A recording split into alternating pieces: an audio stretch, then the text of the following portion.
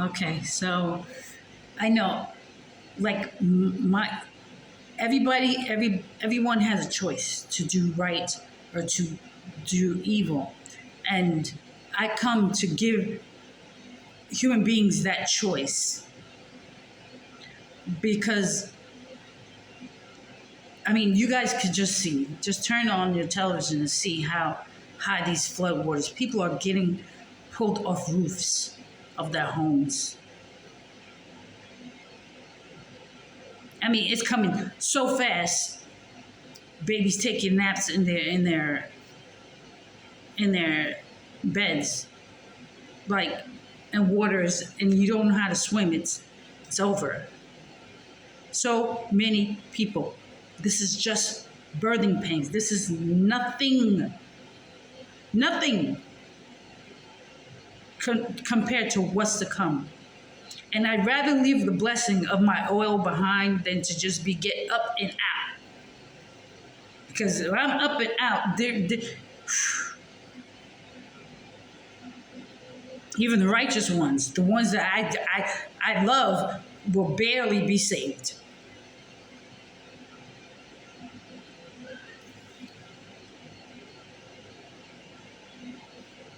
Free will. Let's go to Sirach 14. Don't blame love for your sin. Love does not cause what she hates. Don't claim that I misled you.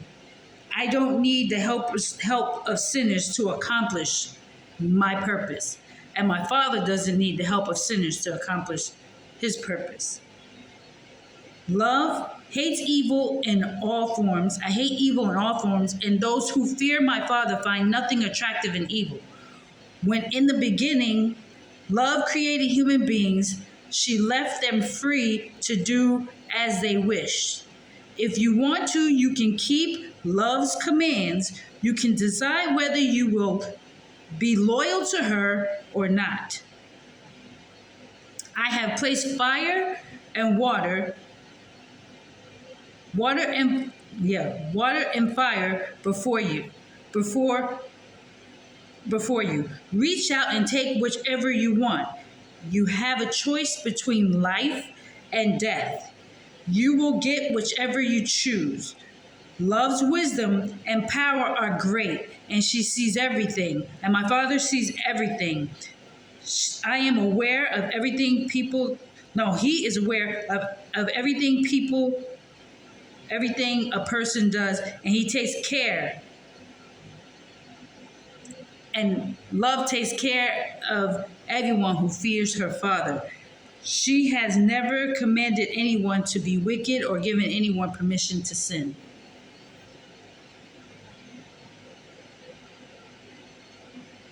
A large family is nothing to be desired if the children are worthless. Godless children are nothing to be proud of. No matter how many children you have, don't look on them with pride unless they fear God. Don't put much hope in their future or expect them to live a long time. One child who does the love's will is better than 1,000 who do not. It is better to go to your grave with no children at all than to have children who are godless. A city's population may grow because of wisdom, because of love of one person, while a whole tribe of lawless people disappears. I have seen such things many times and have heard of even more striking examples. Love's flaming anger will break out against all small gatherings of sinners or a disobedient nation. Okay? My dad's anger, his wrath, will break out amongst gatherers of sinners, or disobedient nation. He did not forgive those ancient giants who rebelled against his daughter, confident of their own strength. He detested the arrogance of the people among whom Lot lived, and he did not spare them. He showed no mercy on that nation which he doomed to destruction for its sins, nor those 600,000 people on the march through the wilderness who gathered together in stubborn rebellion. Even if there had been only one stubborn person, it would have been a miracle if he had escaped punishment. Didn't I just say something like that? Love is merciful, but she can also become angry. She can be overwhelming in her forgiveness or in her anger. My Father's punishment is as severe as my mercy is great. My heavenly Father judges the people by what they have done. No sinner can escape with what he has stolen. Again, this book is about two people. One stole, and the other one sinned also, but recognized his sin and repented quickly. The love will reward the patient of her devout people. Every righteous person will be rewarded. Everyone will get what they deserve. Never say that I will hide from God. Nobody up there is going to give me a thought. How can I be noticed among so many people? The creation is so enormous. What am I worth? When my Father comes, everything will tremble. The earth and the great waters beneath it, the sky and the heavens above it. The mountains will shake and the foundations of the earth will shudder when he looks at them. That's what's going on. You guys see these boulders coming down? Mountains are crumbling. Listen. The wrath of my Father is being shown on the earth. Roads are just collapsing and people got their phone oh. I'm like, run. In my Bible, I told them, run. They're sitting there filming. This is ding dong. Anybody home? Ding dong. The mountains will shake and the foundations of the earth will shudder when he looks at them. The Lord isn't going to give people a thought. Nobody cares. Okay, this is what sinners say. God is not going to give you a thought. Nobody cares what I do. If I sin and I am secretly disloyal to my wife, nobody will know it. If I do what is right, nobody will tell God about it. Who wants to wait for her anyway? For her to rise to her place on the throne anyway. She is too slow in doing what she has said she would do. And my Father, they think, oh, he's too slow in saying that he's going to bless her and this and that. Only someone with a very little sense and foolishly misguided would think like that. I'm telling you, people crazy.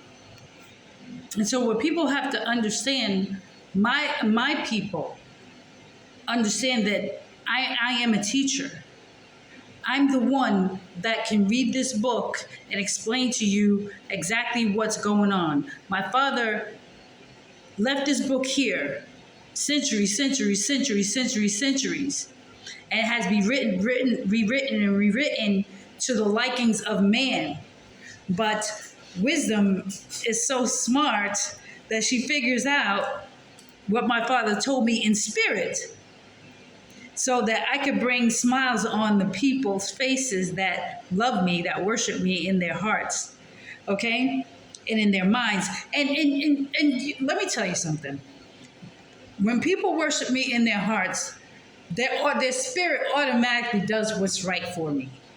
And they don't sit there and be like, oh man, I look like a sucker doing that. They don't think about that. They think about the praises of love to them. They don't worry about the praises of man, like, oh yeah, you got her, yeah. Wicked people, they think about the praises of love when I mention them, and they do a good deed towards me, and it makes them feel good that they are loved. Nothing makes my people feel better than hearing me say that I love them. They know that nobody's going to harm them. Nobody's going to, they're not going to, if they get sick, they know how to cry out in my name. They know they're not going to die. They know that they're blessed. And if they stay on a straight and narrow path, they know that they're going to live and be happy in the land. They're not going to be hard and yoking, groaning and moaning, okay? So, wisdom, love is a teacher. Love takes care of those who look for her. She raises them to greatness. Loving her is loving life itself. Rising early to look for her is pure joy. Anyone who obtains love will be greatly honored. Wherever she goes,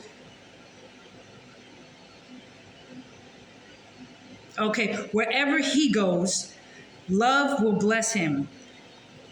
Love's servants are the servants of the Holy One. They are my servants. And love loves everyone who loves her. Those who obey her will give sound judgments. Those who pay attention to her have true sincerity. Yes. Put your trust in love, and you will possess her and pass her on to your descendants. At first, love will lead you along difficult paths. And see, this was the path that Richie wasn't able to take. He wasn't able to handle. Okay? But I was anointed to handle it. If he would have stayed with me and trusted me, he would have been able to handle the difficult path. But since he separated himself from me, once he stepped outside of the marriage covenant, he put himself with a wicked female.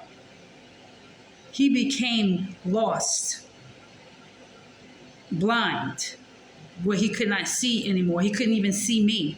My dad hid my love from him, took my grace from him, took my forgiveness, took my love from him, took everything from him. My father said, psh, and he surrounded me by fire. And he could not come back in this garden anymore. And that's where in my book it says, if a man, they twisted it, but it says, if a man leaves his wife and he goes and enter another woman, he becomes a husband. He becomes one with her. Shall that wife bring him back into herself and pollute the temple? No, that's why he cannot come back to me in that way. Like, we cannot be married, and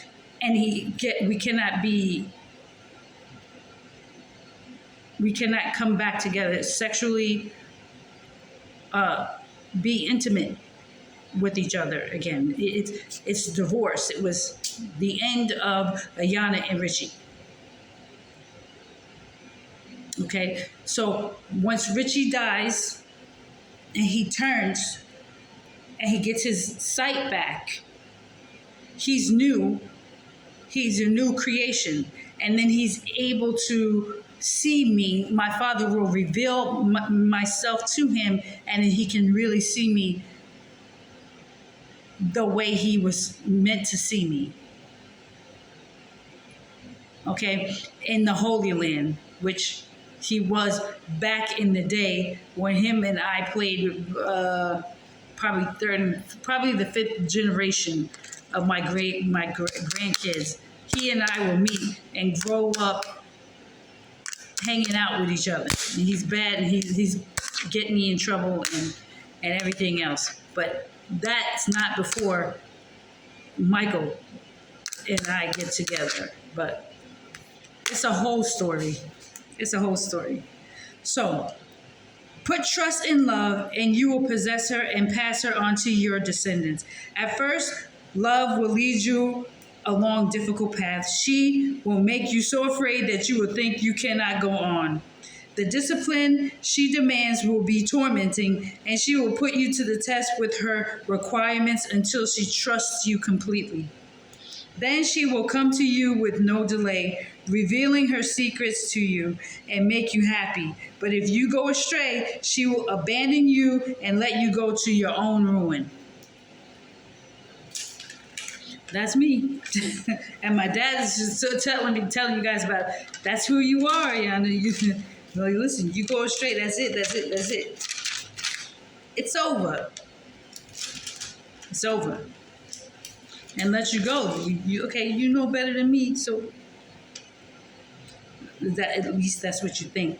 So let's talk about idolatry and how it became something that's horrible to the human soul, spirit. Okay, I'm gonna stop this right here, and I'll see you guys on the next one. I love you. Mwah. Bye.